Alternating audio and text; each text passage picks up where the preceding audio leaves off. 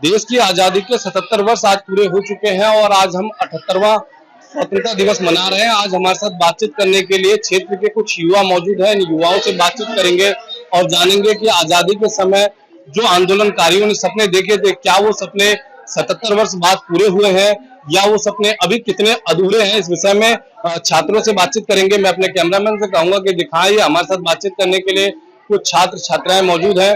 इन लोगों से बातचीत करते हैं और जानेंगे कि देश की आजादी के समय जो आंदोलनकारियों ने सपने देखे थे वो किस हद तक साकार हुए। क्या नाम है आपका? मेरा नाम अनु है। ये बताइए कि देश की आजादी के समय जो आंदोलनकारियों ने सपने देखे थे, क्या वो सपने आपको लगता है साकार हुए हैं? कह सकते हैं कि कुछ सपने पूरे हुए हैं, पर हाँ, इसके साथ कुछ सपने कह सकते हैं कि जिस लेवल पर वो होने चाहिए थे वो उस लेवल तक नहीं हुए हैं। आप हाल ही में हुए डॉक्टर के साथ जो एक बलात्कार का केस हुआ है, आप उसे ही देख सकते हैं। एक महिला जो शिक्षित रूप से है, उसके साथ ऐसी बर्बरता का ये एक महान उदाहरण है कि हमने जो सोचा था कि महिलाओं को एक उच्च पद मिलेगा, वो आज तक अभी पूरा नहीं हो पाया है। सरकार से क्या मांग करते हैं और क्या उम्मीद करते हैं आप? सरकार से हम यही उम्मीद करते हैं कि महिलाओं को पूरा पूरा अधिकार मिले और उनके साथ न्याय हो और उन्हें सही न्याय प्राप्त हो। आप एक छात्रा हैं और शिक्षा के क्षेत्र की अगर बात करें तो महिलाएं कितनी आगे बढ़ी हैं? शिक्षा के रूप में कहा जा सकता है कि स्त्रियों ने एक अच्छा स्थान प्राप्त किया है, पर हाँ, जो गांव में महिलाएं हैं उन्हें वो स्थान प्राप्त नहीं हुआ है। कुछ लोगों को ये है कि शादी कर देते हैं कम ही शिक्षा के बाद, तो उन्हें पूरी शिक्षा प्राप्त होनी चाहिए। उन्हें भी उतने ही अधिकार मिलने चाहिए जितने पुरुष को दिए जाते हैं। इसके साथ हमारी स्वतंत्रता का जो संग्राम क्रांतिकारियों ने देखा था, जो सपने हैं कि शायद वो स्त्रियों के साथ, क्योंकि अगर स्वतंत्रता की बात की जाए तो उसमें क्रांतिकारियों ने महिला कितनी ही क्रांतिकारी थी जिन्होंने अपने पति बच्चे इन सबका त्याग करके उन्होंने भी अपने हमारी स्वतंत्रता में पूर्ण सहभागिता दिखाई है। तो हाँ, हमें जब स्वतंत्रता के रूप में हमने सहभागिता दिखाई है तो हमारा भी पूर्ण अधिकार है। चलिए, हमारे साथ बातचीत करने के लिए कुछ और छात्राएं भी मौजूद हैं। उन लोगों से बातचीत कर लेते हैं और जानेंगे उनका क्या कहना है और देश की आजादी के जो 77 वर्ष पूरे हुए हैं उसे वो किस तरह से देखते हैं और इस जश्न को, जो आज हम आजादी का जश्न मना रहे हैं, इसको ये किस तरह से देखते हैं। क्या नाम है आपका? मेरा नाम रोशनी है। रोशनी, ये बताइए कि आजादी का जो सपना उस वक्त स्वतंत्रता संग्राम सेनानियों ने देखा था, क्या आपको लगता है कि वो सपना पूरा हुआ है? अगर बात करें महिलाओं की, तो महिलाओं की स्थिति में कितना परिवर्तन आप देखती हैं? सर, महिलाओं की स्थिति में बोलूं तो थोड़ा बहुत तो परिवर्तन आया, पर जिस तरीके से हमने देखा था कि परिवर्तन पूर्ण रूप से मिलेगा वो नहीं मिल पाया।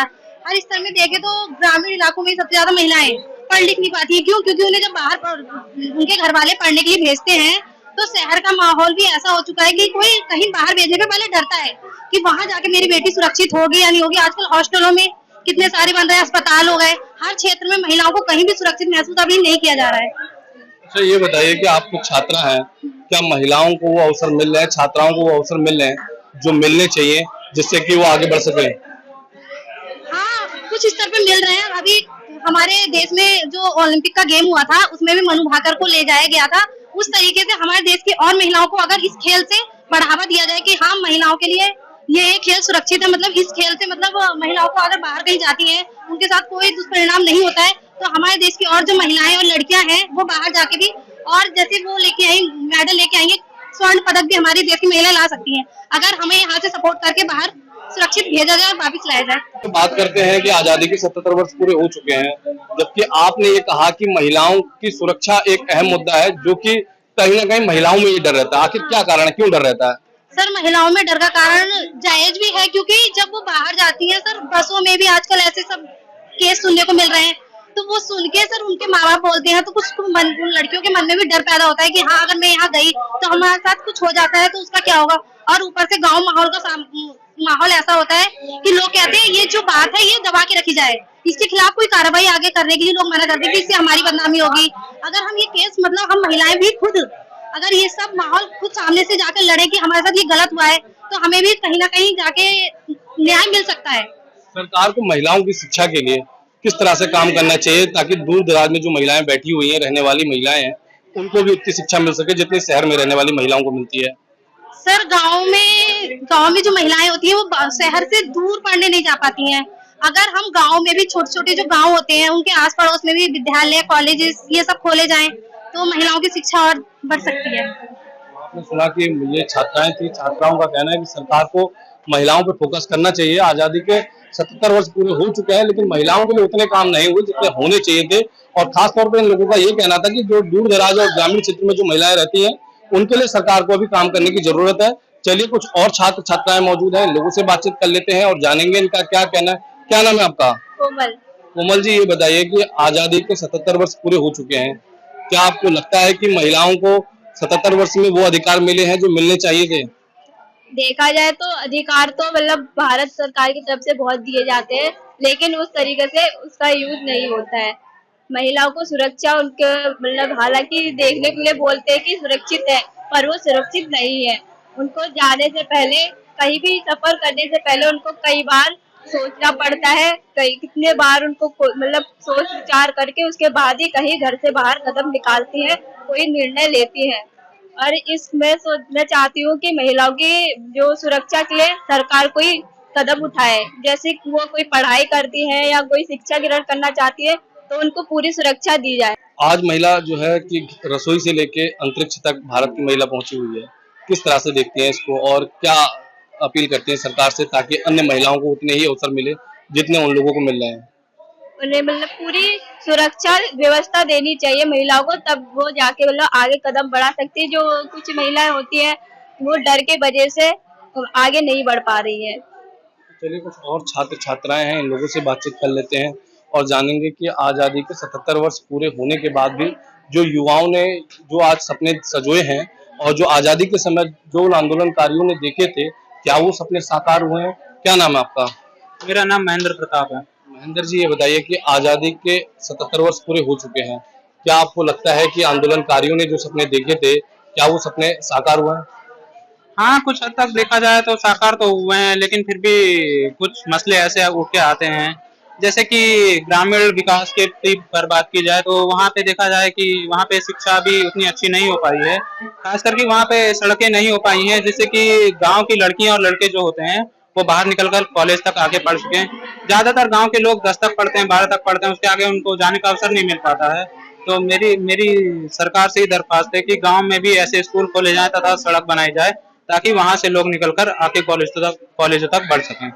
आप एक छात्र हैं और ग्रामीण क्षेत्र से हैं, आपने बताया कि जो ग्रामीण क्षेत्र का दर्द है, क्या कदम उठाने चाहिए सरकार को ताकि वो जो ग्रामीण क्षेत्र में या दूर दराज में जो बैठे बच्चे हैं वो शिक्षित हो सकें? मेरा तो यही कहना है कि ज्यादातर ग्रामीण क्षेत्रों में प्राइमरी स्कूल खोले जाएं और हाई लेवल के स्कूल भी खोले जाएं, ताकि वहां से गांव के नहीं ज्यादातर शहरों के भी वहां पे जाके पढ़ें और गांव का नाम रोशन हो। और वहां पे रास्ते ठीक किए जाने चाहिए, ताकि गांव के जो बच्चे हैं, क्योंकि ज्यादातर देखा जाए तो खेल कूद में गांव के बच्चे ही आगे बढ़ते हैं, तो गांव के बच्चे जब तक कॉलेजों तक नहीं जाएंगे, वहां तक नहीं जाएंगे अच्छी शिक्षा तक, तो उन्हें वो आगे नहीं बढ़ पाएंगे। इसलिए मेरा कहना है कि ज्यादातर सड़क और स्कूल ही। चलिए कुछ और छात्र भी हैं, उन लोगों से भी बातचीत कर लेते हैं और जानेंगे कि आज़ादी के 77 वर्ष पूरे होने के बाद भी आखिर वो कौन से कारण हैं जिनको वो चाहते हैं कि सरकार को कदम उठाने चाहिए और सरकार को उन क्षेत्रों में काम करना चाहिए ताकि जो देश का विकास, जो आज़ादी के समय जो आंदोलनकारियों ने जो सपने देखे थे, वो सपना पूरा हो सके। क्या नाम है आपका? मेरा नाम अंकित है। अंकित, ये बताइए कि आज़ादी के 77 वर्ष पूरे हो चुके हैं, कैसे देखते हैं इस आज़ादी के जश्न को आज? सर, आज़ादी के 77 वर्ष पूरे तो हो चुके हैं और जिस तरीके से आज़ादी हमें मनानी चाहिए उस तरीके की आज़ादी मुझे दिखाई नहीं देती। जैसा कि हमारे स्वतंत्रता सेनानियों की उस समय की सोच थी कि उस समय जो हमारा मेन आज़ादी का मोटिव था वो ब्रिटिश सरकार को भारत से निकालना था, लेकिन जो बहुत मेन आज़ादी जो भारत को आज़ाद बनाएगी वो है भारत की अखंडता और भारत की एकता, जो आज तक भारत अखंड नहीं हो पाया। जिस दिन भारत पूर्ण रूप से अखंड हो जाएगा, भारत की अखंडता एक हो जाएगी और भारत के नागरिक एक हो जाएंगे, एकता होगी, उस दिन के बाद हम मान सकते हैं कि भारत पूर्ण रूप से आजाद होगा। क्योंकि बिना अखंडता, बिना एकता के जिस तरह से अभी हम बांग्लादेश का हाल देख सकते हैं, वहां पे 2 गुट, एक हिंदू मुस्लिम में आपस में इतनी बुरी तरीके से भिड़े पड़े कि वो देश पूरा बर्बाद हो चुका है। ऐसी कोई भी स्थिति भारत में पैदा ना हो, उसके लिए भारतीय अखंडता और एकता में बहुत ज्यादा हमें ध्यान देना होगा। जिस दिन भारत पूर्ण रूप से अखंड होगा, भारत के सभी देश जितने हमारे देश से बिछड़ चुके हैं वो सारे एक साथ होंगे, उस दिन से भारत को हम पूर्ण रूप से आजाद मानेंगे। देश की आज़ादी को 77 वर्ष पूरे हो चुके हैं, आप छात्र हैं, क्या आपको लगता है कि छात्रों को या युवाओं को वो अवसर मिल रहे हैं जो मिलने चाहिए थे? जी बिल्कुल सर, इस बात को तो मैं मानूंगा, क्योंकि जब से बीजेपी गवर्नमेंट आई है छात्रों को जो जो अवसर मिलने चाहिए वो पूर्ण रूप से मिल रहे हैं। मैं इससे पहले की बात क्या ही करूं, उस समय तो मैं छोटा भी था, लेकिन जहां तक उस बारे में पढ़ते हैं तो इस बीजेपी गवर्नमेंट से पहले बहुत सी दिक्कतें हुआ करती है, जैसे कि महिलाओं के ऊपर ही बात की जाए। व्यक्तिगत आजादी का मतलब होता है हमें पूर्ण रूप से अपनी स्वतंत्रता हो, कहीं भी जाने की, कहीं भी आने की, कुछ भी कहने की, बशर्ते हमें हमारी बात से किसी को कोई दिक्कत ना हो। व्यक्तिगत आजादी ये कहती है। लेकिन आज की डेट में भी कई हद तक यह दिक्कत है कि महिलाओं को कहीं बाहर जाने में, अपनी बात को कहने में या कुछ करने में भाई बहुत सी समस्याएं देखनी पड़ती। उसका कारण है कि कई बार हमारी कानूनी कार्रवाई बहुत सही तरीके से नहीं हो पाती है जिस तरीके से होनी चाहिए, जिससे जो मुजरिम है वो छूट जाते हैं। कि कई बार हमारे देश में रेप केस इस तरीके से बढ़ते चले जा रहे हैं जिनको देख के लगता नहीं है कि वो महिलाओं को जो आजादी मिलनी चाहिए पूर्ण रूप से नहीं मिल पाई है। हमारे साथ खास बातचीत करते हुए उधम सिंह नगर जिले के छात्र छात्राओं ने बताया कि आजादी के समय जो देश के क्रांतिकारियों ने सपने जो देखे थे वो सपने काफी हद तक साकार हुए हैं, लेकिन अभी भी उनको और साकार करने की जरूरत है। सरकार को महिलाओं के लिए, खासतौर पर उनकी सुरक्षा के लिए काम करने की जरूरत है। और इसके साथ ही उन्होंने कहा कि युवाओं को समान अवसर देने के लिए सरकार को अभी कई तरह के कदम उठाने चाहिए ताकि जो देश और प्रदेश के जो युवा हैं, जो दूर दराज क्षेत्र में बैठे युवा हैं, उनको समान रूप से अवसर मिल सके और वो समान रूप से शहर के युवाओं के मुकाबले आगे बढ़ सके।